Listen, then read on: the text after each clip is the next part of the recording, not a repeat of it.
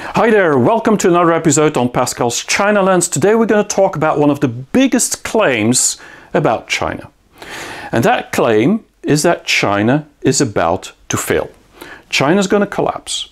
It's going to either explode or implode. There's going to be a revolution, or there's going to be a standstill. I mean, there's going to be a reversal of its growth. I mean, there's lots of statements that have been made, all based on facts, on data, on insights, on changes of China, on policies, on ideology, that we believe something is about to happen.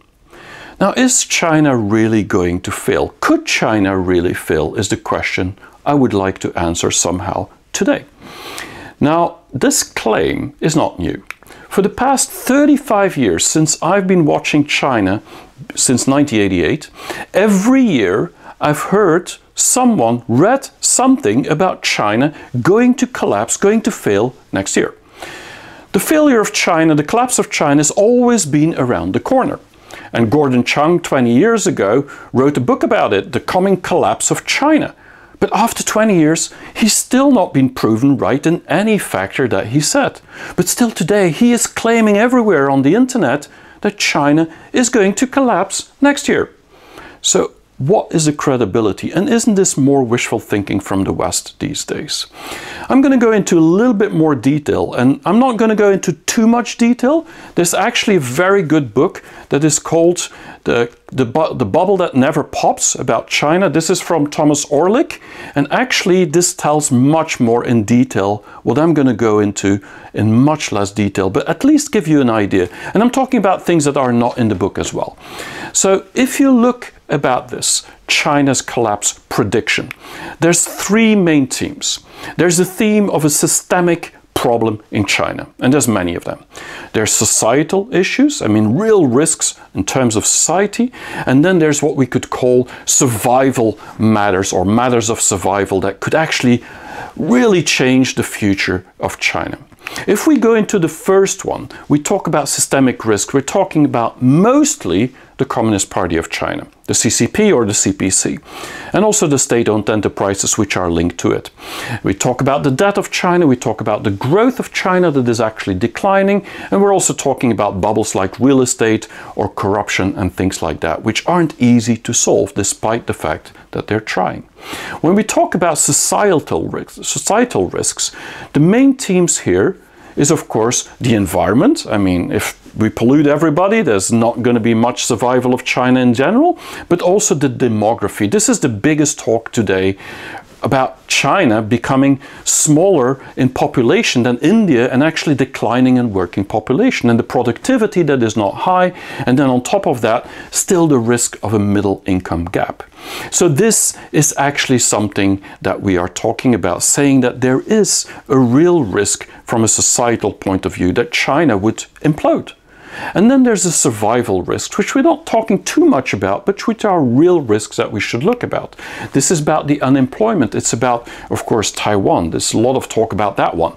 And then there's also things like resources that China needs to continue its development. And finally, this whole Cold War, new Cold War, specifically on technology field, that China is feeling and doubling down on. So I'm going to talk about all these 12 matters and give my perspective of where I believe China could be in risk of failure and where we are actually exaggerating that risk. This is my personal view. Like your comments actually about that, and maybe you have a different opinion on it, we can discuss it into the comments below. No problem, I'll have more time to respond on that. When we look at systemic risk, these are really the main topics is about the Communist Party, about the debt of China, the growth declining, and the bubbles of China. If we take the first one, the Communist Party of China, you hear so often, I mean every single day, people in the West saying, well, I love the Chinese, but the real problem is not the Chinese. The problem is the Communist Party of China, the one-party system, the authoritarian system, the dictatorship that basically controls everyone and has everything to do with the future of China. And so there's no contrarian towards that party, meaning that ultimately, if they make good decisions, that's great. If they make bad ones, it's terrible. It's horrific. And so this is something that you hear very often.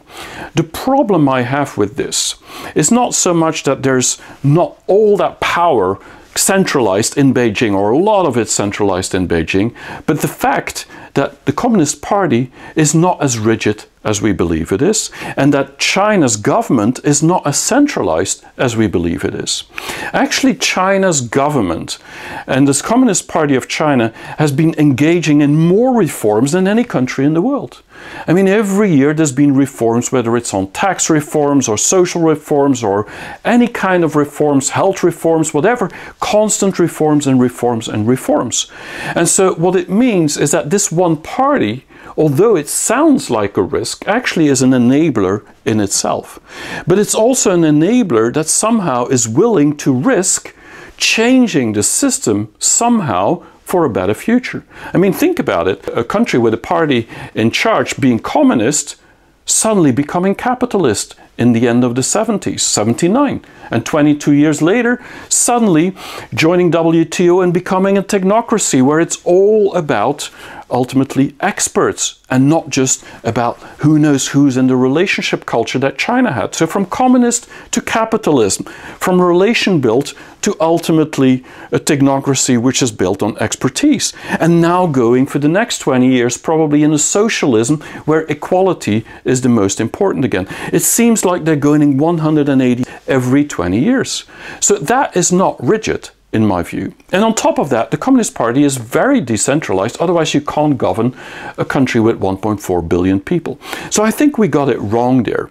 And I know there is some risk to have one central party, but there's also more opportunity than we see. And so I don't see this as the biggest systemic risk around. Now, the second thing has to do with the debt. And many times we hear the debt of China is crazy. They've been investing massively, specifically since the financial crisis of 2008. And what you see today, it's about 300% of the GDP. And so this cannot be sustained. Now, we have to look at the details. If we compare with America, I mean, it's about the same. The American debt, and we've just had the debt ceiling that been increased, I mean, is also at a maximum. But at the same time, the big difference is that the Chinese are big savers, meaning most of that debt is internal. While for the US and many other countries, it's external debt. And so as long as the economy keeps growing and people keep saving, I mean, actually, the infrastructure investment as well compared to the saving is actually balancing the accounts. And so in a way, it's a risk, but on the other hand, it's an internal risk that is somehow managed. But the biggest difference is that actually the government is much aware of it, much more than we think. I mean, for the past years, they've been really reducing the growth on this debt. And this is not easy for a country where most of the infrastructure investment is helping the growth to continue. But on top of that, the biggest debt issue is not just the central government debt, it's actually the local governments. All the cities in China, and that is a real big issue. And this is a big issue because they've been selling land for many, many years to make money.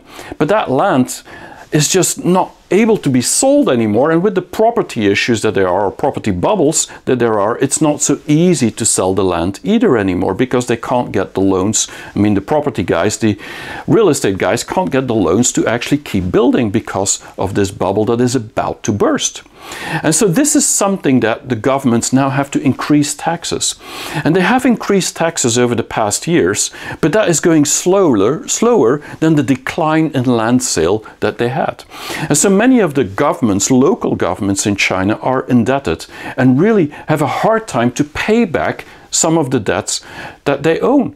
And one of the main reasons, of course, 2022, COVID, I mean, all the measures, the testing equipment, I mean, all the lockdowns, I mean, this has cost so much money to local governments, they now have to recover.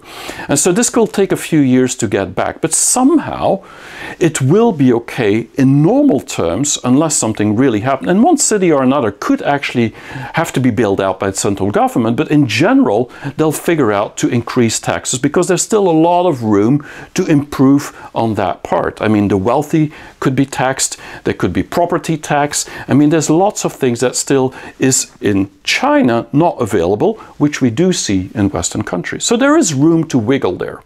But it is a big issue, the debt issue in itself. The third thing has to do a lot with the growth decline, or the decline of the economic growth, the GDP of China.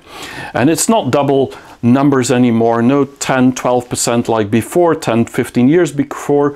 Today we're talking about 4, 5% every year. Of course, we can't take the last 3 years as an example because of the pandemic, but we're looking at 5% for 2023, and beyond it's going to go slowly to 4%, maybe 3%. And then some people say you can't really trust the data, so maybe it's just 1% or 2% growth. So China stopped growing. Once China stops growing, well, ultimately the whole economy will fall still. There's going to be a standstill. This is a story you often hear. And specifically because the exports, which is still driving the economy these days, is under pressure because the West is in a recession or getting into a recession for many countries, meaning they're buying less. And so this is somehow true. But the question is, when you are so big as China, having almost $20 trillion in GDP every year, I mean, you can't just go and fade away. And let's not forget, I mean, China is the second biggest economy in the world. America is the biggest one with about 25 trillion US dollars every year in GDP. China around 20 trillion. But everybody behind that is at 5 or 4 or 3. I mean, they're really top of the league. So it's like a Champions League where the top 2 are playing and then one is maybe not winning as many goals anymore. But it's not that so much that the growth will actually completely stop still or fall still. Specifically if you look at consumption. And I know consumption is a heavy topic because people say, yeah, look at the numbers of 2023, the consumption index is not growing fast enough, so Chinese are not doing revenge buying like we were in the West, and it's not coming back. But at the same time, there's almost 600 million people living in the middle class these days. And if you look at 2030, we're talking about almost 1 billion people. I mean, that's 1 billion people in 7 years from now that have the same quality of life as the middle class in Western Europe or in America. And that is much more in terms of people than any country in the world, or even the whole European Union together, or the whole America together. And so there is still a lot of room that will happen, specifically in 3rd and 4th tier cities. So consumption needs to be a more important part of the growth in the future. China's been trying it for 10 years, but the Chinese keep saving, specifically in times of pandemics and other moments that are a little bit stressful. And they also like to save for their old days because the social network and social security is not as good in pensions as it is in the West. So there's a lot of reasons for them to keep saving. But at the same time, the number of people consuming is going up very, very fast. So I think it will actually keep growing at least at a couple of percent, which is more than any country in the world in total.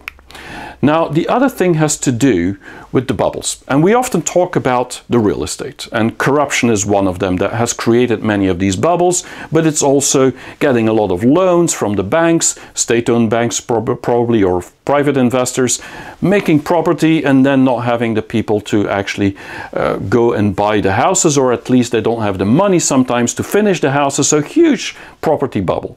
2 years ago, everybody was writing about the fact that the bubble is going to burst and ultimately there's going to be a financial crisis and China will somehow collapse. Well, 2 years later, China has not collapsed. The financial crisis has not really happened. It is more happening in the West than it's happening in China for other reasons, of course. But there are reasons why this bubble is not popping. And one of the main reasons which we are missing in this story is that China's government and China's system is monitoring all these bubbles much closer than we think. And not only are they monitoring it well with red lines and orange lines and yellow lines and green lines, and based on where you are as a property developer, you can actually get more loans from banks. And so Evergrande can't get any loans. They actually need to finish their properties. And if they can't, they have to sell it off to the local government, or the local government is forced to finish it for them. And that's what I mean. China has a lot of instruments with state-owned banks, with local governments, with ways of changing taxes and interest rates and doing things and allowing loans or not allowing loans. There's a lot of mechanisms in the system that we don't have as much in this free market in the West that actually is helping to create or make sure that these bubbles are not popping. And so I think China is managing their bubbles much better than we think they are. That doesn't mean it's not a bubble, and for some companies like Evergrande and others, I mean, this bubble will burst, but then China will just write it off in some way or another. Now, I think for these systemic risks, and there are huge systemic risks, I think the thing we're missing in there is that China has really good governance in trying to capture these risks or make sure that these risks do not explode. And I think they have more tools and instruments to do that. But I think also China's governments in general has been pretty good if you look at the history of the past 40 years. Of course, 2022, last year with the lockdowns, I mean, that has not been a typical year of good governance, I would say. But in general, you can say that China is really on top of their affairs. And because of that, I think these risks, although they are real risks, and although it could derail China very quickly, specifically if you look at the shadow banks and stuff like that, it could derail China. I do believe that this is an orange color in terms of danger, which means you can't really see it as a huge danger because it is governed and managed. But it is a danger, it is a risk. Now, when we look at societal risks, I have a very different opinion than many people in the world when it comes to that. And one of them is, of course, the environment. I've lived in the pollution of China, so I know a little bit about that. There's the demographic challenges, which most people are talking about today, claiming that China will stop growing, China will not continue to actually succeed, there will be failure because the working population is just shrinking. Simple. And so there's not enough babies being made. There's the productivity issue. If you compare with the US, it's still huge difference, as well as with Western Europe. And then there's things like the middle income gap, which we've been talking about for a long time. And all these things is what the Western media is talking very often about, reasons and arguments why China will definitely collapse, because somehow this is something you can't just reverse. Well, I disagree with many of these things, which doesn't mean that I don't agree with some statements that are made here. The first one, environment, is the most hot topic that you could call about when it's about the future of the planet. And very often you see that people will say that China is, although they claim to actually do a lot about the environment, the reality is that they're still opening coal mines and they're still polluting more than anybody else in the world, with 27% of all the carbon sent into the atmosphere of the whole world. And so China is poisoning itself. And that is, of course, a societal risk. If you've lived in China like I have, what you have is that there's a lot of diseases because of that.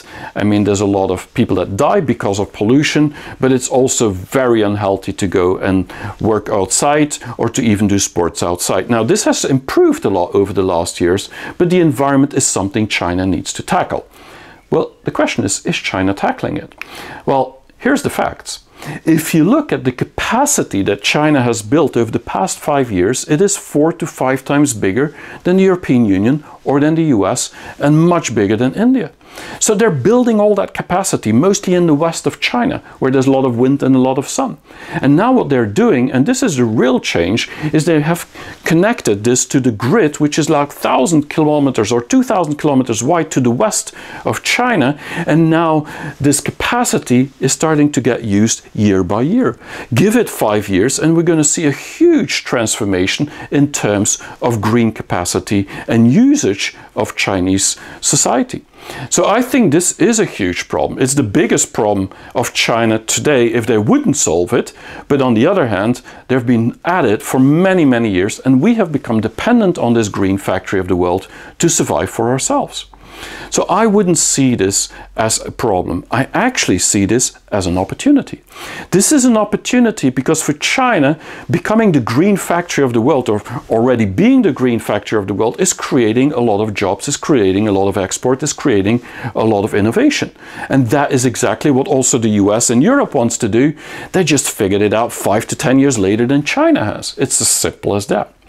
Now, the other thing has to do with demography, and I think this is one of the biggest debates, that China will not be able to continue its economic growth simply because the population is getting older and there's no more babies being born. And there's no denying that China is shrinking in working population, and by 2050 or 2080, I mean, only then will the problem be starting to get resolved. Now, I have a little bit of different opinion on that than many people. Simply because if you've lived in China, I mean, overpopulation is a bigger issue than the older population. And not many people dare to say that, but the reality is there's just too many people in China. And having a lot of people is maybe okay if you are the factory of the hands, but today you're not competing with the hands anymore, you're competing with the brains. And so what China needs to do to change that is really to have social reforms. This is about becoming more healthy as a society. It means that older people learn skills, they get educated, but they also know how to take care of their own health, so the government doesn't need to spend as much. This is about awareness building. But it's also about seeing healthcare and seeing all these things as a growth accelerator rather than just a cost center. We see all these things very often as a cost center, but China sees these problems also as an opportunity to innovate, an opportunity to increase the productivity, an opportunity to actually make people more healthy. And I know it's a long shot and they might not do all the reforms that we want, but at the same time, the fact that they're forced because of the demography to go into these social reforms to make sure that the society becomes more healthy, it's actually not a bad thing in itself. Will they do it fast enough? That's the other question. But there's still a few 100 million people there that actually can be added to the productivity of China simply because they're still in the poor segment of society. So we're still 20, 30 years away from a real collapse when it comes to the system. And then there's the old people that actually are on pension at 60 years age and women at 55, which means they could raise that as well. And there's the social fabric, and there's many, many other reasons why China actually can somehow probably contain the problems and create this opportunity of productivity and innovation to solve, and robotization to solve the lack of working hands that they have today. And talking about productivity, I mean, this is a big theme in the West that we say, yeah, China still has very low productivity. And it's true. Compared with America, with Europe, or countries like Belgium, where I'm from, I mean, the productivity is 2, 3, 4 times higher than China. So every person is actually producing more value per person, per capita, than in China. And so this is the good thing about Western Europe. That's what we've been doing very, very well, specifically in countries like Germany or Belgium. But what we shouldn't underestimate is the fact that the productivity gain or growth in China is still at 6–7% every year. So it's growing faster. And the interesting thing there is that the gap between some sectors and other sectors is huge. If you look at the productivity in the electrical vehicle sector, I mean, they're way ahead of Germany these days, or at least at the same level. I mean, that is like the productivity that Tesla has.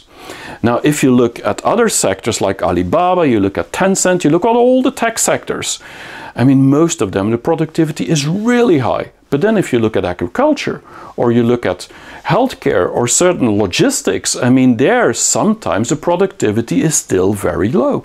And so there's a big difference between the high productivity and the low productivity. And so on average, they're not doing very well.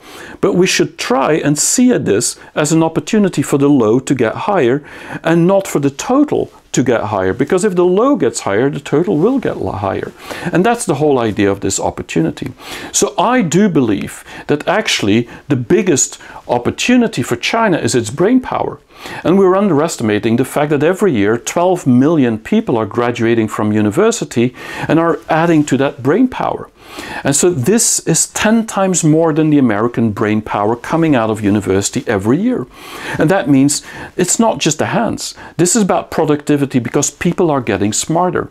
And because of the systems and the Confucianist mindset of education being the center of everything for 2,500 years, for China it's very important to educate not just the young people but also the old people and have vocational training to people in the middle there, so that everybody gets more productive.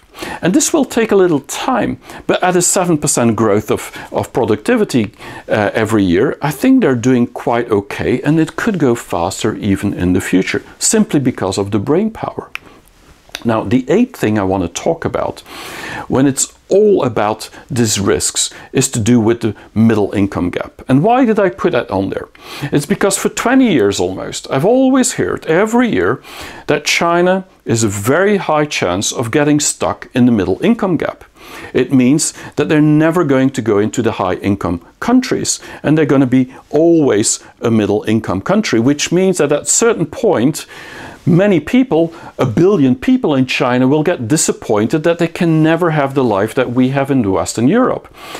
And that is something, when they travel here, they see the difference and they will get disappointed. Revolution will happen and ultimately China will collapse. That's a story you often hear. But what's really happening, and that's what not many people are talking about these days, is that China this year in 2023 has actually reached the high income country level. And that is something at almost 13,000 yuan. It's something that is not talked about. And why are we not talking about the thing that we've been talking about for more than 10 years? It's because they've reached a level and are continuing. And one of the reasons that actually they're now continuing as a high income country has to do with the inclusivity or the equality that China wants to make smaller between the rich and the poor. This is what Xi Jinping is calling his common prosperity. And it might sound like just a propaganda or some promotion of something that he would like to do, but there's no real change happening in society. But the fact that hundreds of millions of people need to be joining this middle class also means that this is a huge change into the lower or middle income country into the higher income country. Suddenly they're all going to be part of that higher income country and contributing to it. So the contribution will come mostly from tier 3, tier 4, tier 5 cities, the lower cities, the smaller cities, the towns that suddenly continue this growth. And so despite the fact that we see this as a problem, I see all these things as opportunities.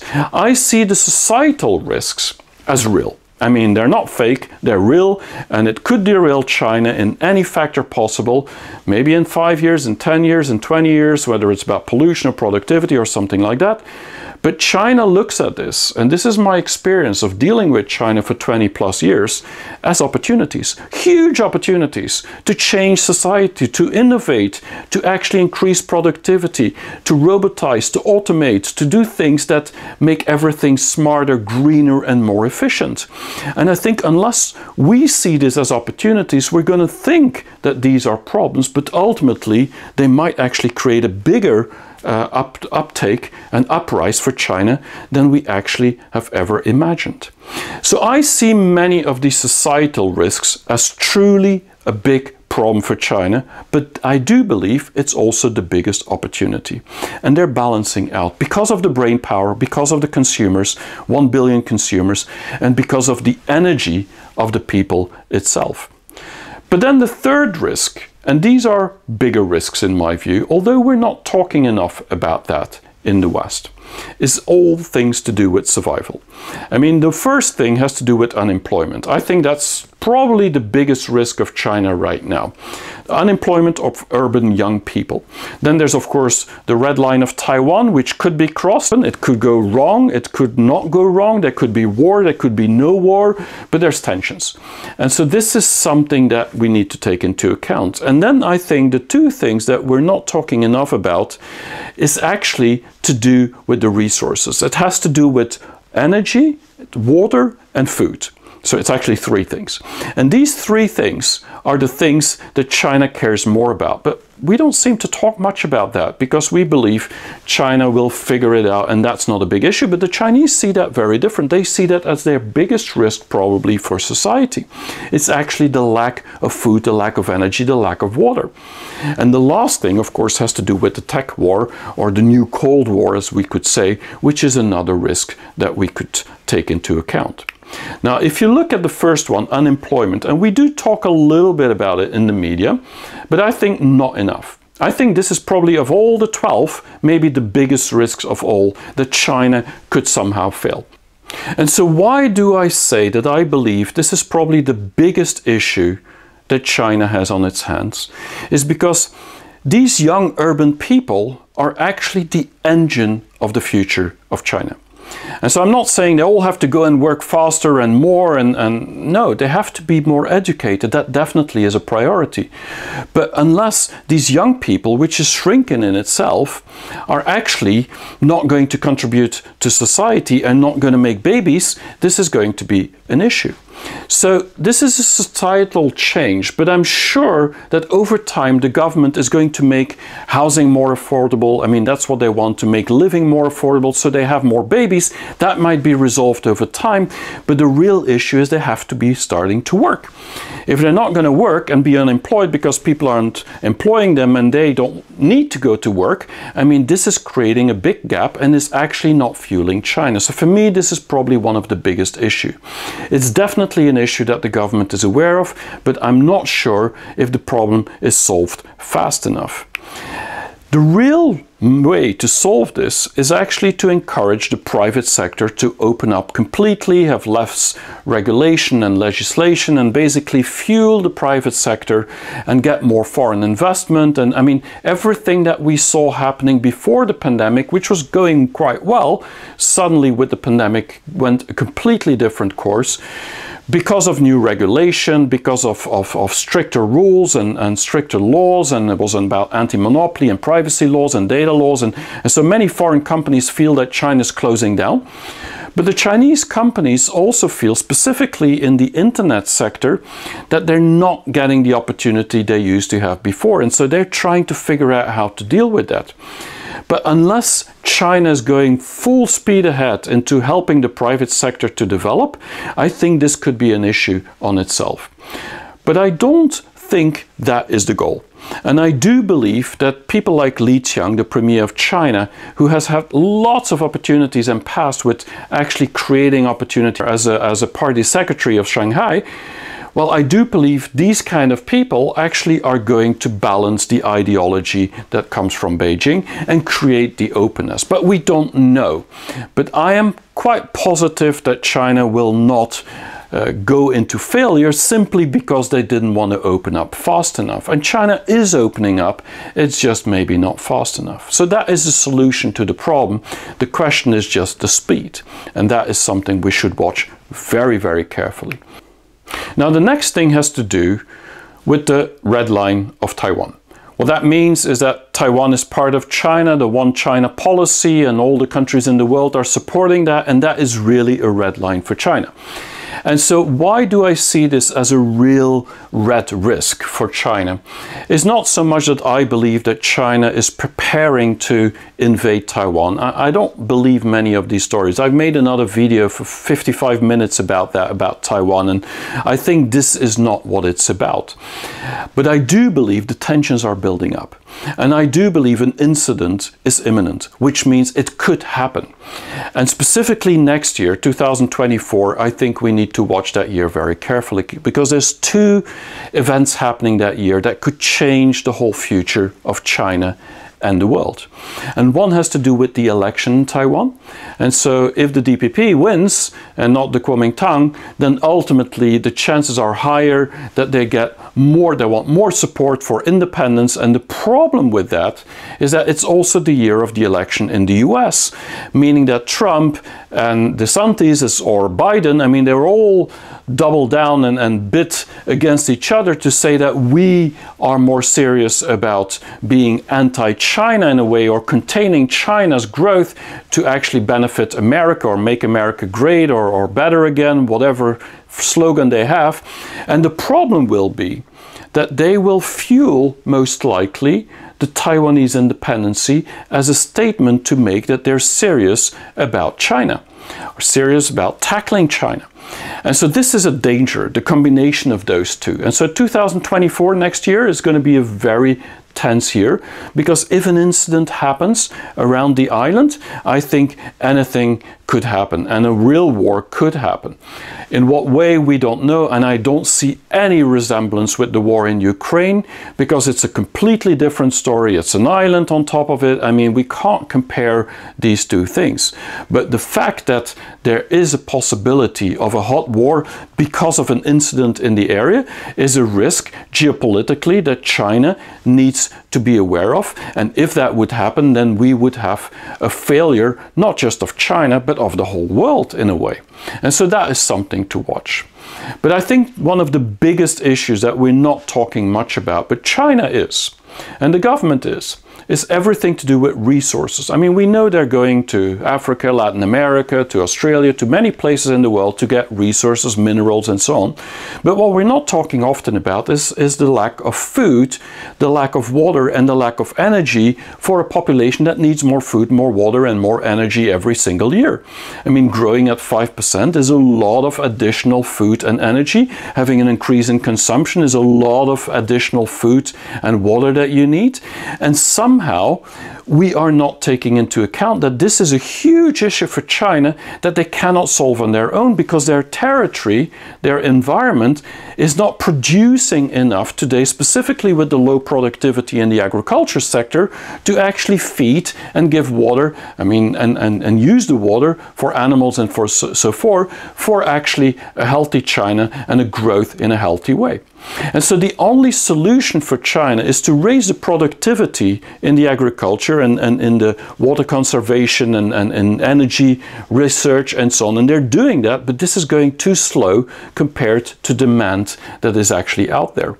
And so the only way they can solve it is actually to make more deals with the rest of the world. But from the West, they're under pressure very often, specifically from America, to make deals, which means they're now looking for more partners. And the interesting thing about that is that since 2023, China is exporting more to the global south than to the global north, which means that their partners of tomorrow is actually in the global south. It's Brazil, it's Argentina, it's in Africa, it's in places where there's a lot of potential food and potential water, and they're trying to get some of that for the Chinese population in exchange for technology, for innovation, for lots of things that they can offer, or the factory of China. And these deals are making happen, or are happening more and more in a currency that is outside the US dollar. And so this is the change that is happening. The new partners and the new deliveries and suppliers for the resources of China are more and more from the global south, and not just about minerals. It's more about what people need to really survive. And then the last thing I want to talk about, in my view, is the technology wars. Because since Biden signed the Chip and Science Act, I mean, this was a real direct fight or war that he launched against China's development in terms of technology. And so what's happening, of course, is that China tries to be as self-reliant as possible. But this is not going to be easy. And so this is probably the last chance that the United States has to try and contain China. I don't believe they're going to succeed in that, and I think very few people do. But it is probably the last risk that is happening in a series of containments that the West has tried over the years with China. But at the same time, I do believe that China is developing extremely fast. And one thing I can recommend, if you're interested, that I have a monthly newsletter. Every month I create This Month in China's newsletter, where I explain about all the innovations and disruptions that China is doing to actually become the leader in global innovation. So if you're interested, sign onto my newsletter on my website, pascalcoppens.com, or on LinkedIn. You can just follow me. But the interesting thing is that we're not watching enough of these innovations, specifically since the pandemic. Every talk has been about geopolitics and about Xi Jinping and about control and about all these lockdowns, and we haven't talked about the last 3 years that China has been innovating. And I think they're getting much faster self-reliant with new partners in the global south than we actually imagine. And so although this is a huge risk for China still, this containment somehow, and not get access to high technology from the West, I do believe this is not going to succeed from the West, and this will not be a reason for failure of China or even a slowdown of China, except in few industries like the chip industry where there's some slowdown, but that means they might accelerate faster afterwards once they've figured it all out. And so in my view, this is not the biggest risk, but for the Chinese, they see this as a huge risk. And so where the Chinese see huge risks is really about the internal things that are needed. It's about the unemployment that is becoming an issue in itself. It's about the fact that an incident could happen and there's tensions outside that could create some tensions inside. It's also about the need for food, energy and water, and specifically the access of technology. And so these survival risks from a Chinese point of view need to be mitigated. And this is very different from the good governance of systemic risks or the way that they're actually tackling society risks as opportunity. Actually, they're looking at it from a mitigation risk in itself. And so I do believe that China's failure is not around the corner. I mean, they have more than enough instruments and way to capture this, to contain this collapse, as we often talk about, of China, or failure that would be about. China's just too big to fail as an economy, too much energy to stop rolling as a factory, as an engine, and there's also a lot of willingness and ideas to create these problems into opportunities. And some of these real survival risks need to be mitigated and balanced to not go too fast, not go too slow, because otherwise things could explode. And so I'm not too much of a believer that China could fail any day soon. Now, in general, I'm an optimist when it comes to China, so you don't have to believe my word for it. But my experience of living 20 years in China and actually watching China for 35 years already gives me some inside-out view, a Chinese lens, which I believe we're not looking at when we're talking about these risks and these failures and potential collapse of China. We're often taking an outside-in view. And unless you take the inside-out view, I don't think we can predict the future of China anyhow.